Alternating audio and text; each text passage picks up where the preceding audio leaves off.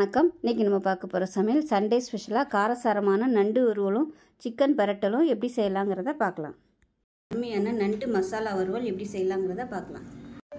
இப்போ ஒரு பேன் எடுத்துக்கலாம். இப்போ இதில் வந்து தேவையான அளவுக்கு எண்ணெய் விட்டுக்கலாம். இப்போ எண்ணெய் நல்லா சூடானதும் ஒரு டீஸ்பூன் போல் சோம்பு சேர்த்துக்கலாம்.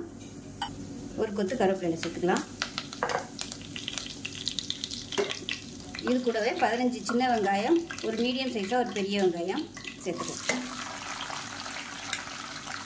வெங்காயம் வந்து உங்களோட விருப்பம் தான், எவ்வளோ சேர்க்குறனாலும் சேர்த்துக்கலாம். சேர்த்திங்கன்னா கிரேவி வந்து நல்லா கொஞ்சம் திக்னஸாக வரும். நான் வந்து முழுசாகவே சேர்த்துட்டேன் கரைஞ்சிருங்கிறதுனால. இப்போ வெங்காயம் நல்லா வதங்கிட்டு இருக்கு. இந்த ஸ்டேஜில் இஞ்சி பூண்டு பேஸ்ட்டு சேர்த்துக்கலாம். இதை வந்து சின்ன துண்டாக ஒரு 5 பல் பூண்டு, ஒரு 2 துண்டு இஞ்சி, ஒரு 10 சின்ன வெங்காயம், ஒரு சின்ன துண்டு பட்டை, 2 கிராம்பு, ஒரு ஏலக்காய், இது எல்லாமே போட்டு நல்லா நைஸாக அரைச்சி வச்சுருக்கேன். அதை சேர்த்துக்கலாம்.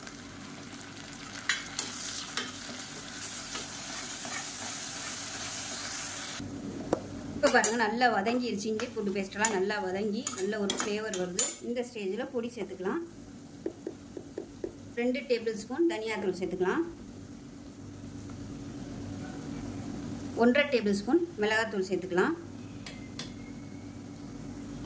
1/4 டேபிள் ஸ்பூன் மஞ்சள்தூள், 1/2 டேபிள் ஸ்பூன் சோம்புத்தூள், 1/2 டேபிள் ஸ்பூன் காஷ்மீரி மிளகாத்தூள். இது வந்து கலருக்காக மட்டும்தான்.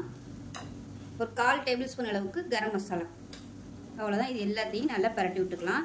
லாஸ்ட்டாக வந்து மிளகுத்தூள் வந்து நம்ம சேர்க்க போகிறோம். அதனால் காரத்தை வந்து உங்களுக்கு தகுந்த மாதிரி சேர்த்துக்கோங்க. இப்போ நல்லா ஒரு 2 நிமிஷம் வதக்கி விட்டுக்கலாம். வதக்கி விட்டு மீடியம் சைஸாக 2 தக்காளி அடித்து வச்சுருக்கேன். இதை சேர்த்துக்கலாம். முழுசாக சேர்க்குறனாலும் சேர்த்துக்கலாம். ஆனால் அதை சேர்த்திங்கன்னா உங்களுக்கு நல்லா கிரேவியாக வராது, மசாலா வந்து ஒட்டாது நண்டில். அதனால் அது மாதிரி அடிச்சுட்டு சேர்த்தோம்னா நல்லாயிருக்கும் சாப்பிட்றதுக்கு. இது நல்லா எண்ணெய் பிரிஞ்சு வரட்டும். இந்த மசாலாக்கு தேவையான உப்பு சேர்த்துக்கலாம். இப்போ மசாலா நல்லா வதங்கி இப்படியே எண்ணெய் பிரிய ஆரம்பிச்சுருக்காங்க. இந்த ஸ்டேஜ் வரைக்கும் நல்லா வதக்கி விட்டுக்கோங்க. இப்போ 1 கிலோ அளவுக்கு நண்டு எடுத்திருக்கேன். நல்லா மஞ்சள் தூள் உப்பு போட்டு கழுவிட்டு எடுத்து வச்சுருக்கேன். நல்லா ஒரு 2-3 தடவை கழுவிட்டு மஞ்சள் தூள் வந்து ஊற வச்சிட்டிங்கன்னா உங்களுக்கு அந்த நண்டோட வாடை வந்து அதிகமாக இருக்காது. இப்போ இதை வந்து நல்லா பரட்டி விட்டுக்கலாம். இப்போ இந்த நண்டுக்கு தேவையான உப்பு சேர்த்துக்கலாம். கொஞ்சமாக சேர்த்துக்கோங்க. ஏற்கனவே நான் போட்டிருக்கேன். இது கல் உப்புங்கிறதுனால கொஞ்சமாகவே சேர்த்துக்கலாம். நல்லா சூடு ஏறுற அளவுக்கு நல்லா ஃபஸ்ட்டு வந்து நல்லா கிளறி விட்டுக்கலாம். சூடு வந்து நண்டில் நல்லா ஏறணும். அதுக்கப்புறம் தான் நம்ம வந்து தண்ணி ஊற்றணும். தண்ணி வந்து சூடு பண்ணி வச்சுக்கோங்க. பக்கத்தில் நான் சுடு வச்சு வச்சுருக்கேன். சூடாகிட்டு இருக்கு. நல்லா ரெடியானது அந்த சுடு தண்ணியை ஊற்றி நல்லா வேக விட்டுக்கலாம். இப்போ பாருங்கள், இந்த ஓரம்லாம் அப்படியே எண்ணெய் கசிய ஆரம்பிக்குது. மீடியமான ஃப்ளேமில் வச்சுக்கோங்க, இல்லைன்னா உங்களுக்கு வந்து அடி பிடிக்கும். இப்போ நல்லா எல்லாத்தையும் கிளறி விட்டுட்டு முங்குற அளவுக்கு தண்ணி ஊற்றிக்கலாம். நல்லா தண்ணி சூடான தண்ணியாக சேர்த்துக்கோங்க.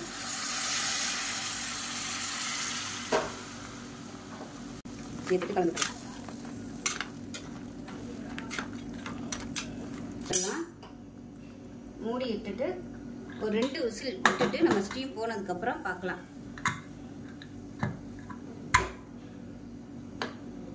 நீங்கள் வந்து கடாயில் கொதிக்க விட்றதுனாலும் கொதிக்க விட்டுக்கோங்க. எனக்கு வந்து எப்போயுமே நான் குக்கரில் வச்சு தான் பழக்கம். அதனால் நான் வந்து குக்கரில் வச்சுருக்கேன். 2 விசில் விட்டுட்டு ஸ்டீம் போனதுக்கப்புறம் திருப்பி நம்ம ஓப்பன் பண்ணி நல்லா வற்ற விட்டுக்கலாம். இப்போ ஸ்டீம் போயிடுச்சு. எப்படி இருக்குன்னு பார்க்கலாம். இப்போ இந்த மாதிரி தான் எண்ணெயெல்லாம் பிரிஞ்சு நிற்கிது. இப்போ வந்து நம்ம நல்லா வற்ற விட்டுக்கலாம். இப்படியே நீங்கள் சர்வ் பண்ணுறதுனாலும் சர்வ் பண்ணிக்கலாம். அப்படி இல்லை நல்லா பரட்டல் மாதிரி வேணும்னு நினச்சிங்கன்னா அப்படியே சிம்மரில் விட்டுங்க. வாட்டுக்கு அப்படியே கொதிச்சுட்ருக்கட்டும். கொதிச்சுன்னா நல்லா வத்திடும். இப்போ இதை நல்லா மூடி வச்சிடலாம். நல்லா அப்படியே வற்றி வரட்டும். இப்போ இதை மூடி வச்சிடலாம். நல்லா அப்படியே வற்றி வரட்டும். அப்பப்போ கிளறி விட்டுக்கலாம். இப்போ பாருங்கள், தண்ணியெல்லாம் நல்லா வத்திடுச்சு. சூப்பராக வந்துருச்சு பாருங்கள். அப்படியே நல்லா அப்படியே பரட்டல் மாதிரி வந்துருச்சு பாருங்கள். இந்த ஸ்டேஜில் அமர்த்திடலாம். மேலாப்பில் கொத்தமல்லியில் சேர்த்துட்டு அமர்த்திடலாம். அவ்வளோதான். அருமையான நண்டு மசாலா ரொம்ப சிம்பிளாக ரெடி ஆயிடுச்சு. தேங்காய்லாம் அரைச்சி ஊற்றி பண்ணாமல் ஒரு ரொம்ப சிம்பிளான மெத்தடு. நான் வந்து கொஞ்சம் தண்ணி நிறைய ஊற்றிட்டேன், அதனால் லேட் ஆயிடுச்சு. தண்ணி கம்மியாக ஊற்றுனீங்கன்னா உங்களுக்கு சீக்கிரமாகவே இந்த மாதிரி கிரேவி மாதிரி ரெடி ஆயிரும் வறுவல். சிக்கன் பரட்டல் எப்படி செய்யலாங்கிறத பார்க்கலாம். இப்போ ஒரு குக்கர் எடுத்துக்கலாம். நான் வந்து குக்கர் எடுத்திருக்கேன். நீங்கள் கடாய் யூஸ் பண்ணுறதுனால யூஸ் பண்ணிக்கோங்க. இதில் வந்து நல்லா ஒரு 5 ஸ்பூன், அதாவது 5 டேபிள் ஸ்பூன் அளவுக்கு நல்லெண்ணெய் சேர்த்துக்கலாம். எண்ணெய் சூடானதும் ஒரு 4 வரமிளகாயை கிள்ளிட்டு சேர்த்துக்கலாம். இது வந்து நல்ல ஒரு ஃப்ளேவர் கொடுக்கும். இப்போ இது கூடவே ஒரு டீஸ்பூன் அளவுக்கு சோம்பு சேர்த்துக்கலாம். கருவேப்பிலையில் சேர்த்துக்கலாம். இப்போ இது எல்லாமே நல்லா வறுபட்டு ஃப்ளேவர் வரணும். நல்லா ஃப்ளேவர் வர ஆரம்பிக்குது. மீடியம் சைஸாக பெரிய வெங்காயம் நீளமாக கட் பண்ணதை சேர்த்துக்கலாம். இது கூடவே 2 பச்சை மிளகாயும் அப்படியே முழுசாவே சேர்த்துக்கலாம். இதில் கொஞ்சமாக உப்பு சேர்த்துக்கலாம். கல் உப்பு சேர்த்துருக்கேன். வெங்காயம் லேசாக ப்ரௌன் கலரில் வர ஆரம்பிச்சிச்சு. இப்போ இதில் 5 சின்ன வெங்காயம், 5 பல் பூண்டு, ஒரு 4 துண்டு இஞ்சி எல்லாமே சேர்த்து நல்லா நைஸாக அரைச்சிருக்கேன். இதை சேர்த்துக்கலாம். இதுக்கு பதிலாக நீங்கள் வெங்காயம் பூண்டு இஞ்சி வந்து தட்டிட்டு சேர்க்குறதுனா கூட சேர்த்துக்கலாம். நான் வந்து நல்லா நைஸாக அரைச்சிட்டேன். இந்த மிக்சியில் இருந்த தண்ணி கொஞ்சமாக சேர்த்துக்கிறேன். அலசிட்டு இப்போ இஞ்சி பூண்டு பேஸ்ட் நல்லா வதங்கிடுச்சு. நல்லா எண்ணெயெல்லாம் விட ஆரம்பிச்சிருச்சு பாருங்கள். இப்போ இந்த ஸ்டேஜில் மீடியம் சைஸாக 2 தக்காளி பொடியாக கட் பண்ணதை சேர்த்துக்கலாம். 1/4 டீஸ்பூன் போல் மஞ்சள் தூள் சேர்த்துக்கலாம்.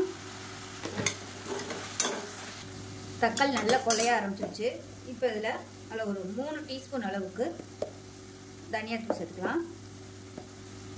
இந்த சின்ன ஸ்பூன் இருக்கிறதுனால நான் 3 டீஸ்பூன் சேர்த்துருக்கேன். அதே போல் காரம் வந்து உங்களுக்கு எவ்வளோ தேவையோ அதுக்கு தகுந்த மாதிரி சேர்த்துக்கோங்க. நான் வந்து கொஞ்சம் நல்லா காரசாரமாக வேணுங்கிறதுனால ஒரு 2 டீஸ்பூன் அளவுக்கு மிளகாத்தூள் சேர்த்துருக்கேன். மிளகாத்தூளை பொறுத்து நீங்கள் அதோட காரத்தை பொறுத்து நீங்கள் சேர்த்துக்கோங்க. இது நல்லா எண்ணெயில் பிரட்டி விட்டுட்டு சிக்கனை சேர்த்துக்கலாம். நல்லா எண்ணெயில் வதக்கியாச்சு. இப்போ இதில் 1/2 கிலோ எலும்போடு உள்ள சிக்கன் எடுத்துருக்கேன். இது அப்படியே சேர்த்துக்கலாம். போன்லெஸ்ஸாக சேர்க்குறனாலும் சேர்த்துக்கலாம். ஆனால் எலும்போடு சேர்த்திங்கன்னா தான் நல்லாயிருக்கும், டேஸ்ட்டாக இருக்கும். இதையும் சேர்த்து நல்லா பரட்டி விட்டுக்கலாம். இப்போ இது நல்லா பரட்டியாச்சு. இப்போ இது இப்படியே இருக்கட்டும், தண்ணி விட்டு வரட்டும். இப்படியே மூடி வச்சிடலாம். நான் விசில் போடல, சும்மா தான் மூடி வச்சுருக்கேன். இப்போ எப்படி இருக்குன்னு பார்க்கலாம். இப்போ பாருங்கள், ஓரளவுக்கு தண்ணி விட்டுருக்குன்னு அந்த அளவுக்கு தண்ணி விடலை. உப்பு முதலே போட்டிருக்கேன். டேஸ்ட் பண்ணி பார்த்துக்கிட்டு உப்பு பத்தலைன்னா இப்போ சேர்த்துக்கலாம்.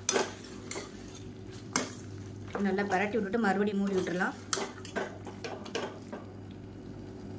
இப்போ பார்த்தீங்கன்னா நல்லா கொதிச்சுட்ருக்கு. இந்த ஸ்டேஜில் ஒரு 1/4 டம்ளர் அளவுக்கு மட்டும் தண்ணி சேர்த்துக்கலாம். தண்ணி வந்து ரொம்ப சேர்க்க வேணாம்.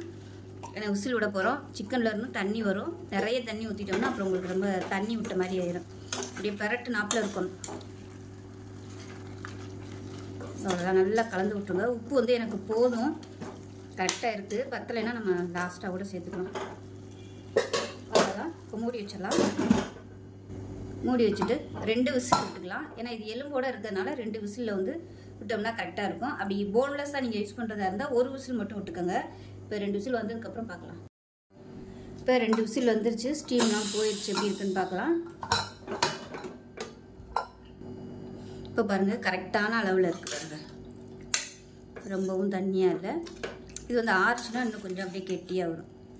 இது இந்த அளவுக்கு கொஞ்சம் கிரேவியாக இருக்குது. சாதத்தில் போட்டு இந்த கிரேவியை சாப்பிட்டோம்னா சூப்பராக இருக்கும். இப்போ இதில் கரம் மசாலா சேர்த்துக்கலாம். இது வந்து ஆப்ஷனல் தான். உங்களுக்கு பிடிக்கும்னா கரம் மசாலா சேர்த்துக்கோங்க. அது கூடவே லாஸ்ட்டாக மிளகு, சீரகம், மஞ்சள்தூள் போட்டு பொடி பண்ணி வச்சுருக்கேன். அதை வந்து சேர்த்துக்கலாம். இது எவ்வளோ தேவையோ அதுக்கு தகுந்த மாதிரி சேர்த்துக்கோங்க. நல்லா காரசாரமாக இருக்கும், நல்லா வாசமாகவும் இருக்கும். இது சேர்த்துட்டு கொதிக்க விடணும்னு அவசியம் இல்லை. சும்மா ஒரு பரட்டி விட்டிங்கன்னா போதும். அவ்வளோதான். அருமையான ரொம்ப சிம்பிளான சிக்கன் பரட்டல் ரெடி ஆயிடுச்சு. இது இன்னும் கொஞ்சம் ட்ரையாக வைக்கணும்னு நினச்சிங்கன்னா இன்னும் கொஞ்சம் நேரம் கொதிக்க விட்டுக்கோங்க. நான் வந்து கொஞ்சம் அந்தளவுக்கு கிரேவியாக வச்சுருக்கேன், சாதத்தில் போட்டு பரட்டி சாப்பிட்ற மாதிரி. ஸோ அவ்வளோதான், ரொம்ப சிம்பிளான சிக்கன் பரட்டல் ரெடி ஆயிடுச்சு. செஞ்சு பாருங்கள். செஞ்சு பார்த்துட்டு எப்படி வந்துச்சுங்கிறத சொல்லுங்கள். வீடியோ பிடிச்சிச்சின்னா லைக் பண்ணுங்கள், கமெண்ட் பண்ணுங்கள், சேனலை சப்ஸ்கிரைப் பண்ணுங்கள், பக்கத்தில் உள்ள பெல் பட்டனையும் ப்ரெஸ் பண்ணுங்கள். நன்றி.